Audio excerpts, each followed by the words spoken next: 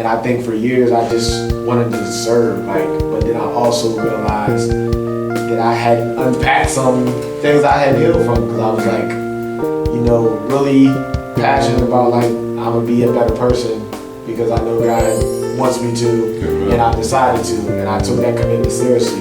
But I think also I kind of lost the parts of understanding, hey, make sure you take a time for yourself. Make sure you're self-care. Grace. Yeah, serving others. Yeah, so that's the thing I've learned in relationships. I think a key factor to relationships is somebody understanding when you need to do things for yourself and not being upset about it. That's good. Because I've been in relationships sometimes where it's I want to fill my cup up today and I think I need that. But I've been in relationships where it's well, I wanted to do this. And I'm and I'm not trying to be negative, and I don't think it's necessarily going to be negative, but unfortunately, it's not a secret. Unfortunately, as human beings, we can be very selfish. Yeah. And I think some really, really healthy relationships, especially one's more romantic in nature or that type of relationship. I think it's really healthy as people pursuing marriage and all that good stuff. I think it's really healthy when we find people, like I said, no one's perfect, that, well, let me put it this way. I think a healthy, we're not married, but a healthy marriage is you have two people who are pouring into each other instead of they're so empty, they're trying to pull out of each other. Right. So instead of takers, if you're both giving, then you'll end up filling each other up instead of feeling not so much deficits. I'm not saying you have to get yourself perfect and then get in a relationship, but just kind of know what aspect God is fulfilling and being. You just sparked a conversation I had with my mentor one time. Okay. He said, so he was in a relationship. There's one box. It's another metaphor. Yeah. When you decide to get in a relationship, it's not when you're single, you have your own box. Yeah. And another person has their own box. But he said when you're in a relationship, it's one box for both of you. So with this box, basically the metaphor is if one person is putting in the box and the other person continues to take out the box is left empty. If nobody's putting anything in the box and expecting to take, then you'll go for empty. But it said two people that can come and make a commitment that we're always going to put things in the box for each other. So it's this person's here, this person's here, your box. This person's putting love in the relationship, love, and y'all both adding the same thing. You putting trust in, you putting trust in.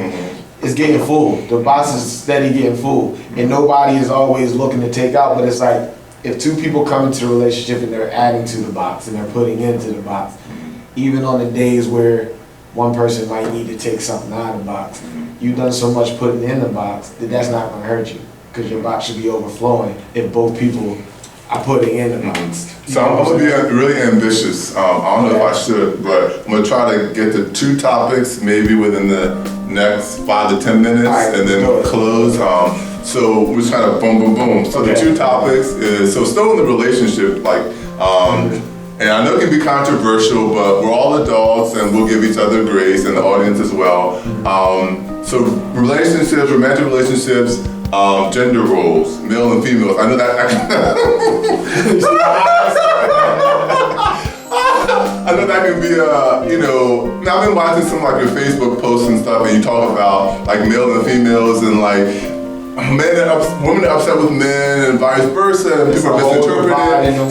So we're trying to hit that really quickly, and then where does forgiveness come into place, and where do we know when a relationship, I need to end this? I forgive them, but they're not. It should be my a friend, not so much. That was one of your questions too that I wanted to get to. You were saying, I forgot how you worded it. It was the last question you sent me, but it was something that you don't believe in relationships that people what is myths you want to debunk? Yeah. Myths you want to debunk. So, which order you want to go in? Because just flow. Let this really. So you said, what part does forgiveness play in relationships?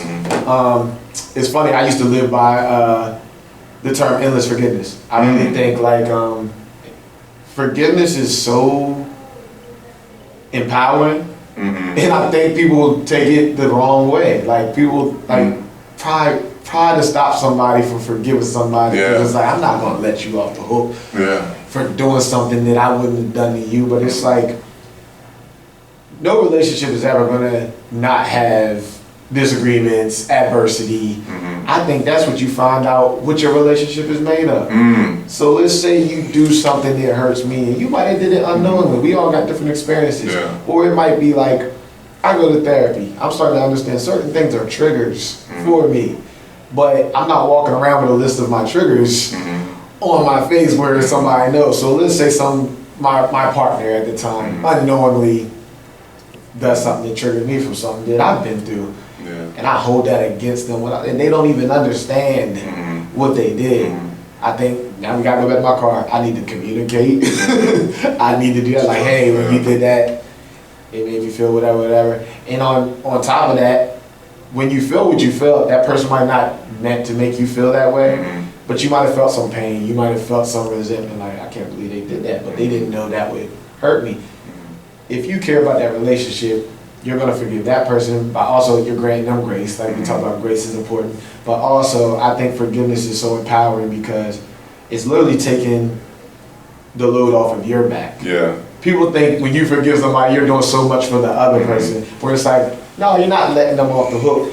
You're letting them understand that, like, I get it, you made a mistake. I'm not gonna hold that against you forever. And I think me and you had this conversation where it was like, as Christians, a big thing is like, if God can continuously forgive us, who are we not to?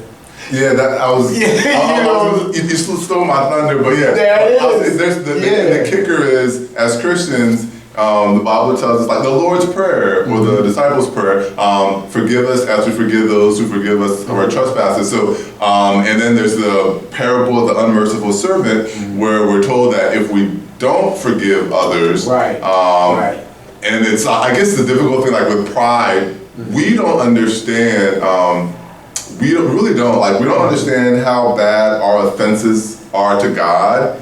And we don't know how much the sacrifice of Jesus was on the cross when he bled and died for us to forgive our sins. And then God's like, I've forgiven you. Yes, that person wronged you. Yes, they did wrong, but you're not going to extend that same grace to them that I extended to you on the cross. Are you better than, so. And it's gonna eat you up more than that person, because sometimes somebody could offend you and you holding on to something, let's say 2-3 years, and that person can move over life, don't even remember what they did. They're living their life and and I think forgiveness is actually honestly like an underrated superpower. But I think what people confuse with forgiveness is you gotta be able to forgive, but with boundaries. So I used to believe, like, when I forgive somebody, fresh start. Like, I forgave you, so we're not gonna.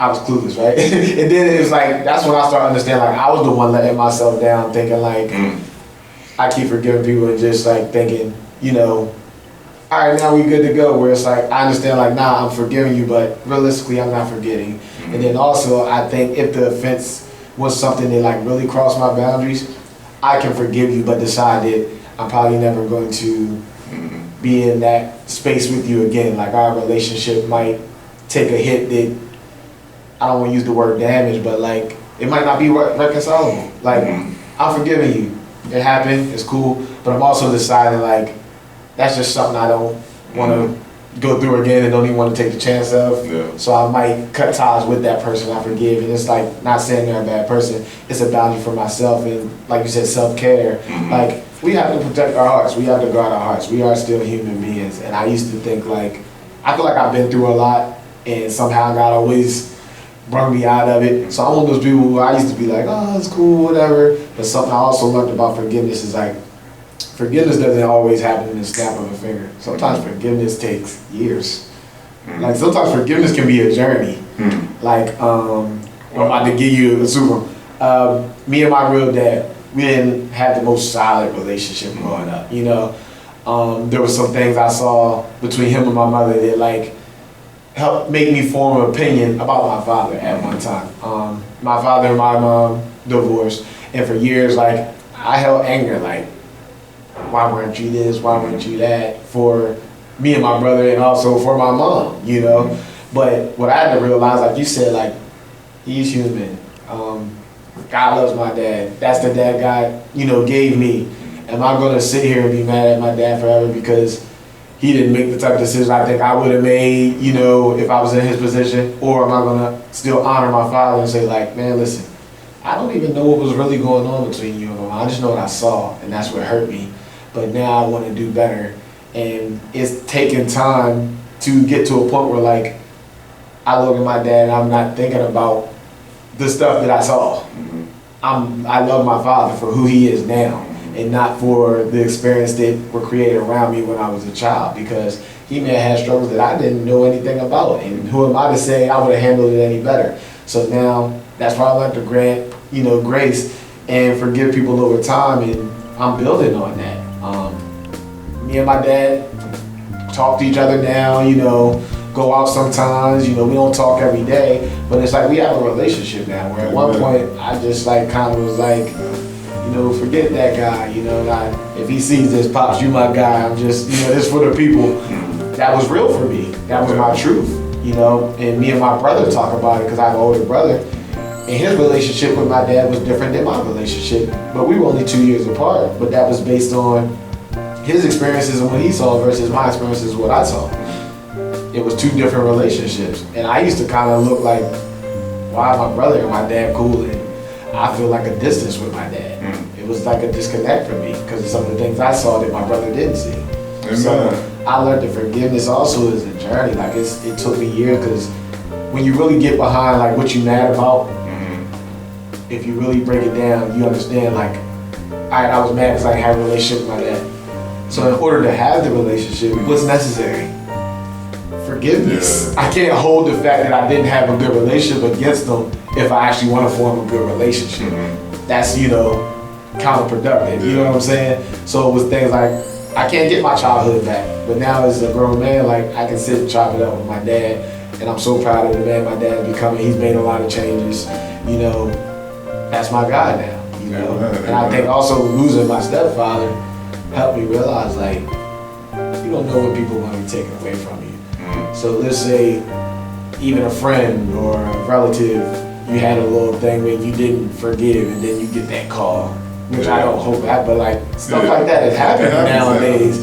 And you get that call, and the first thing you think is, I've been over here mad at this person for 3 months and ain't even take the time to call them and talk it out, and now I don't get that chance. You know what I mean?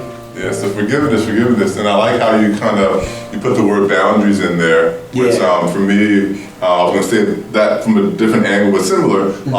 Like some people forget that there's a difference between like forgiveness and reconciliation, and those boundaries those are two different things. Navigate. So like, I'm not like, for a wild example, let's say someone has kids and someone does something bad to your children, like you might forgive them, but you may not let them babysit your children anymore. You're not going to reconcile because that's not okay. Or it might even be a thing where like, for a certain amount of time, I'm not just going to jump back into that space with you.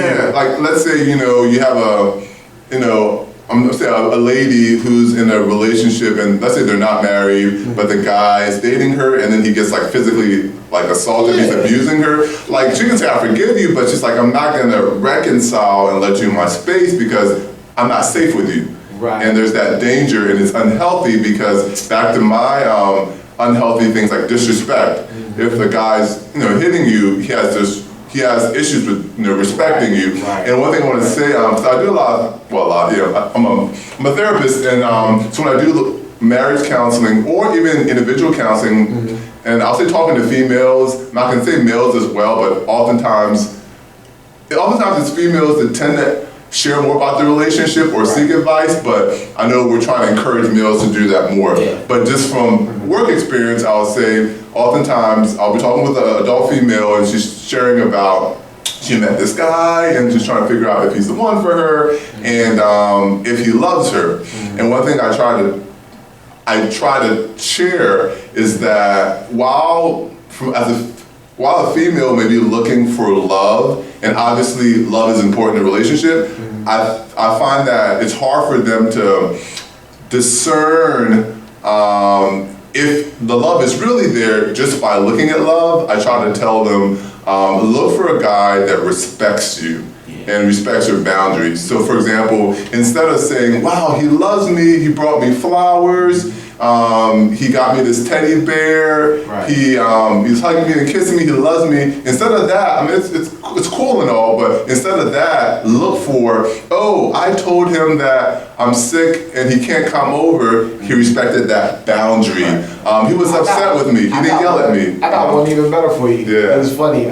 I think men, we're real big on respect. Like, I think like, for a man, and like, you know, people say, oh, you know, hit a male's ego when you don't, but it's like, nah, men are big on like having that lady respect, but like not only our ladies, like even our friendships, like respect is like foundation for men. But I think a deeper word for relationships that women look for, which is something I've learned through, you know, making mistakes in relationships and also just finally listening sometimes in a relationship. I think one of the biggest things for women is feeling safe.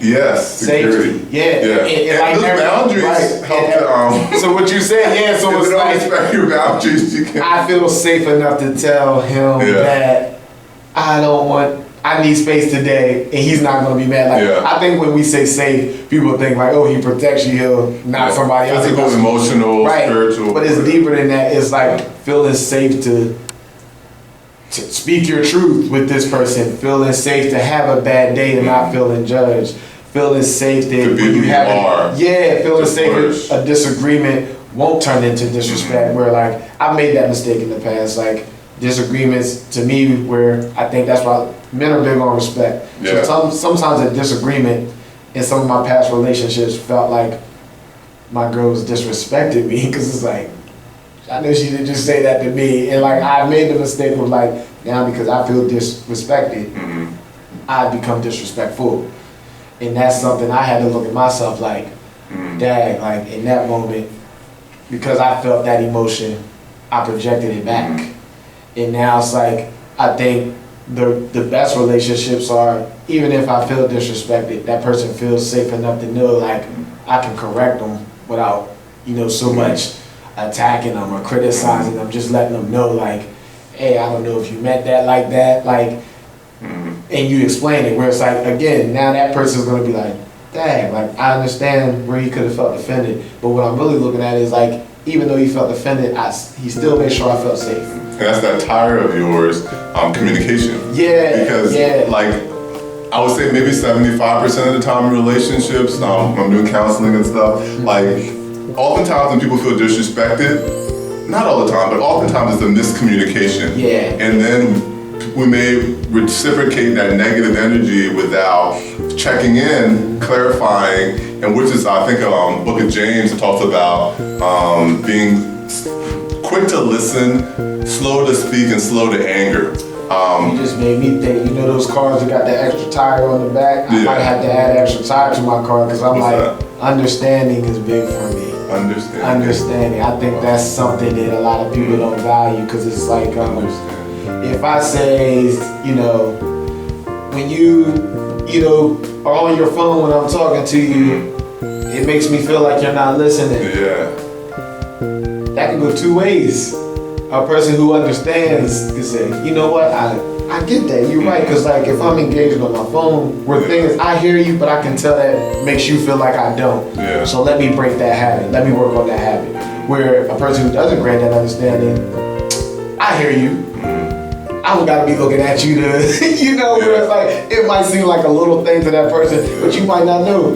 That person in a relationship might have an inner child that when they were younger got neglected, got, you know, ignored, their emotional needs were never met. So now like the slightest thing, like you're not even looking at them when you're talking to them, might seem like a slight to them, where it's like it's not a big thing, but be willing to understand like it's not big to me, but it's big to them.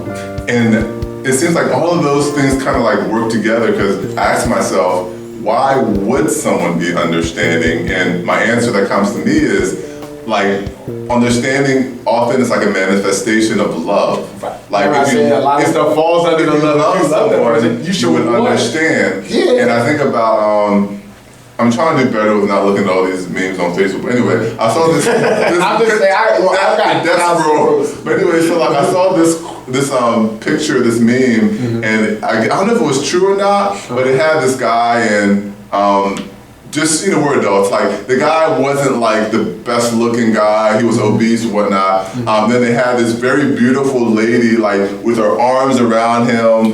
She's very attractive, young. And then the quote was like, after winning the lottery, he found true love the next day.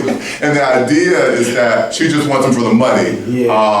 And meaning that there's no love in that relationship. Right. So like when, they get upset and something happens. There's not going to be any. Like, understand. Really love this. She might be like, okay, I can divorce and take the money and leave. Which is, I don't want to, I'm uncomfortable, but like, I've been hearing about, a certain celebrity who got divorced, and like his wife was saying that she only married him for the money. It's Tyrese. And the crazy part is, if he understood that's what was good. She understood, and that's what I'm saying. They didn't have understanding. She understood what she was in it for, and he understood that he I'm guessing he really loved her. But I also sometimes I kind of like Tyrese. Everybody gives Tyrese a hard time, like crying on the internet. Where I'm like, I love that he's standing 10 toes on like. Can you believe I met him once? You met him? In DC. Yeah, but I think what he's doing is dope for men and for the world. To let okay, so what? I had a meltdown. I'm guessing he probably really loved that woman. And he thought like she loved him too. And that's why it hurts. You know what I'm curious though? I'm curious, where did he meet her? Right. Like, what's I'm not trying to be judgmental, but like, discernment. Because sometimes it's kind of like, a building will go as high.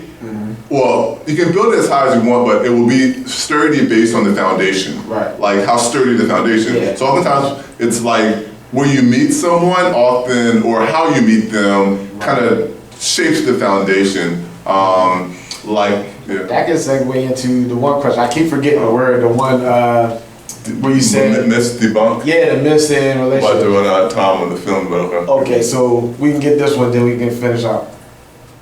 It took me no time to think of it. I think unconditional love for humans is like a fairy tale we sell. In relationships, I think we use, you're supposed to love your partner unconditionally. So like earlier you talking about it, like if a woman is being abused, but she got married to this guy where like he was never abusive before she got married to him, and they dated for 3 years before they got married. Now put a ring on her finger, he turned into a completely different person. I don't know what did it, I don't know what hit the switch on, but now he's abusing her emotionally, physically, mentally.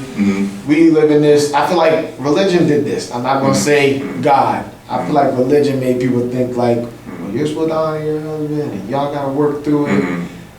I think the first time a man put his hands on a woman, that woman has the right. Everything you did before that is gone. I don't care if he put her in a house, got her 3 Mercedes. The moment you put your hands on that woman, she can decide, I'm out. And people be like, well, that's not unconditional love. No. Because if you really love that person, you don't get to that point. And I know we make mistakes, but I think like that's one of those things where if you slip up and punch your woman, that's not a slip up, that was a choice. Your emotions getting out of whack might have been a slip up. But getting to that point, I don't believe in. I think people make unconditional love means you can put up with stuff that you really wouldn't put up with from other people. Where I've talked to some of my older mentors and like my guys, and they be like, man, you hard on girls, like I've heard they like you dismiss girl for the slightest. Where I'm like, for me, in my perspective, it's like I'm good with addressing something if it bothers me, right? So let's say I say, I don't want to use something like super minor, but let's just say like I don't like being lied to. I'm gonna tell you that right front. That's important, right? You in a relationship, you find out somebody lies to you about something not serious, but they lied. They lied.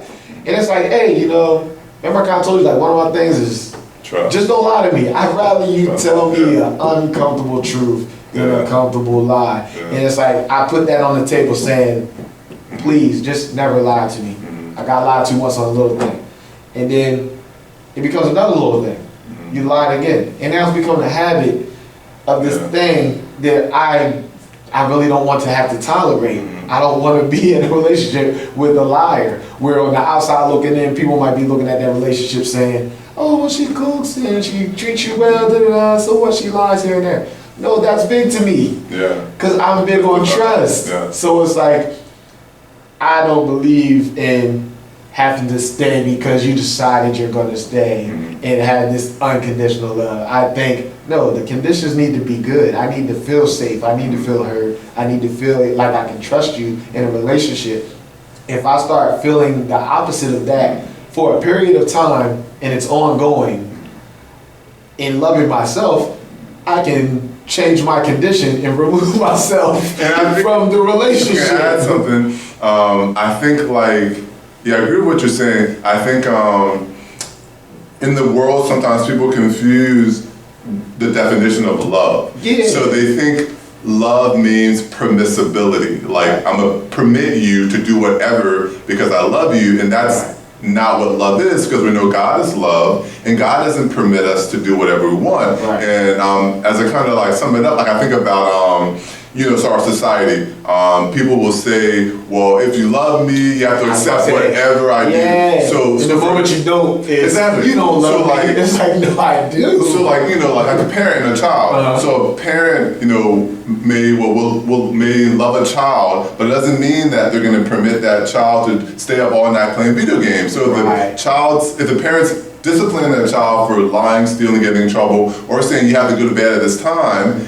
or like a parent having issues with an adult child and said, you're gonna have to start paying your rent, or get out, something like that. It doesn't mean they're not loving them because they're not permitting them. So love doesn't just mean permissibility. Yeah, I can just do whatever. Yeah, I can be any type of person, and it's like, well, if you love me, you accept me, and it's like, no, because I love you, I want you to get better. I know you can do better. That's not the best way. And it's like, I feel like God corrects us in that way sometimes. It's like, it's been times where I've gotten off track and I feel like God to get my attention. Like, son, what you doing? It's all about the and that's the love too. That's the people think like correction from God is like conviction, where like you do feel convicted, but you're being corrected because He cares. Exactly. So the Bible tells us, God chastises those He loves, and it's like, like a personal aspect, like as a Christian, and some people, well, I shouldn't say this. Some people may not relate, but as you go on your Christian walk, you may get to that point where it's a scary place, because I've been there before. It's a scary place spiritually, and this might not make sense to certain people, but in time it will, hopefully. So it's a scary place that if you're a Christian and you say, I have a relationship with Christ, and you find yourself walking in sin, and then you don't get chastised, that's actually a scary thing, because it means God's like, I'm gonna let you be. And that's, well, God's not punishing me, but it's like when I actually like it when God punishes me if I do something, and I'm like, boom, like, okay, He cares for me, He's showing me I'm doing the wrong thing. But I don't even think God's like hands off, have it your way, that's scary. But you wanna know what's funny? I used to think of it like that. I like how you use like God's like hands off. And it's like, I don't even think it's hands off with God.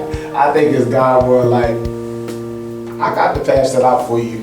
Like it's a story in the Bible where it was like one son ventured off and one stayed. The prodigal son? Yeah, and then one had to return because he had lost his way type of thing. I think God, like, it ain't even hands off. I think God is more like, you know what? I'm gonna let you see. Yeah, I'm part of that too. I'm gonna let this, but I'm not gonna let you go so far that you lose it, but you're gonna learn a lot of lessons. It's like your valley. I'm sending you in the valley. You're gonna get your valley season. It's part of the plan. I know once I do that, where you really think about it, is it hands off or is it God saying, this is part of the plan? I'm putting them in the valley. I think it's like, God's like, oh, I know what's about to happen. He's gonna bump his head so many times, he's not gonna have no choice but to find me. And if he is too stubborn to find me, then he doesn't know me. Where I think like there's been situations, I'm also a firm believer, they say, I used to think like, I'm a firm believer in predestination. Like I know God knows what we're gonna do before we do it. Okay. But I also believe in free will. I feel like we get these spots in life and God gives us choices. And he hopes we make the right choice if we know him. Where God's sovereignty versus the free will of man. yeah, and I think it's people were like, people get real weird when I say this, but I feel like it's the truth. You know, some are called, few are chosen. I think the ones who are chosen, God knows like, nah, I equipped him. He's the one that's gonna make the right choices. And then you know, God calls them too. But they're not always gonna answer the call, and they're not always gonna make the right choices. So I think like that's the difference between our called and our chosen. Is those ones God's like, nah, I know y'all writing him off. Like David, he's a murderer, he is. Well, watch the story to the end, because I already chose him. And it's like I almost think people who are chosen God sets it up where people discredit them and people shun them, because that's part of the plan also for God to help them understand. I'm the one you're living for. See what they do as soon as you make a mistake? I don't do that. People do that. Come over here with me and see how I turn it around. And watch all these people. Then they'll see the glory of me on your life, and now they'll be all in your face. Where it was like, when I coach my kids, is that it? Yeah. But yeah.